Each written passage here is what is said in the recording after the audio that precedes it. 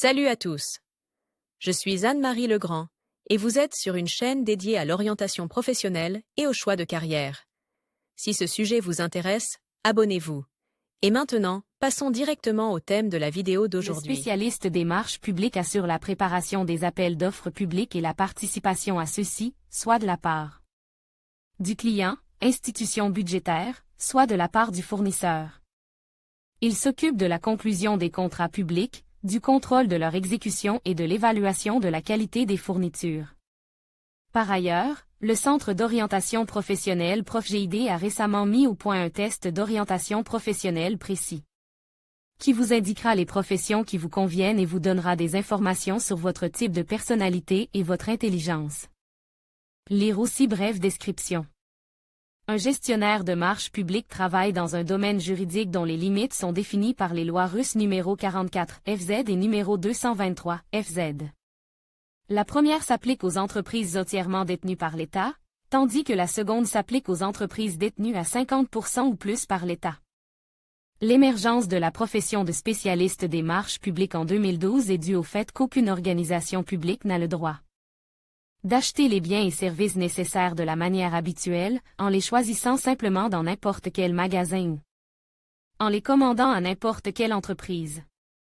Il existe une procédure strictement réglementée qui, en termes généraux, se présente comme suit.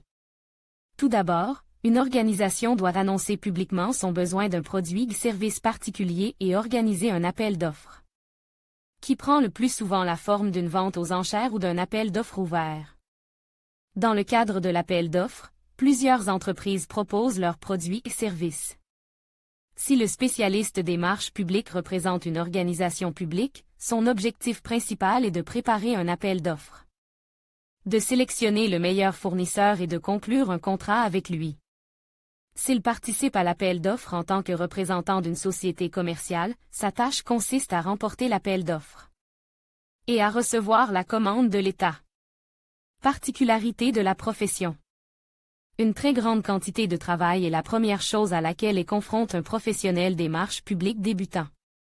Par exemple, les activités d'un professionnel des marches publiques du Code du client peuvent être divisées en 3 parties. La planification.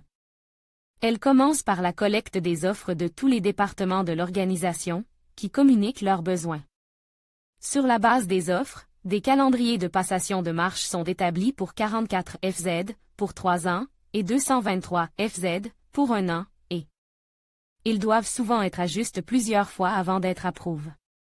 L'organisation des activités de passation de marche comprend la préparation d'un ensemble complet de documents pour les appels d'offres, la sélection d'une plateforme de commerce électronique, la loi numéro 44 FZ en compte 8, la loi numéro 223 FZ plus de 300, l'insertion des avis dans le système d'information unifié, UIS, la collecte et l'analyse des offres reçues, la synthèse des résultats de l'appel d'offres, signature du contrat, transfert des rapports dans le système d'information unifié, le contrôle du respect des termes, conditions du contrat, y compris l'accomplissement de ces différentes étapes, l'ajustement du plan d'action en cas de force majeure.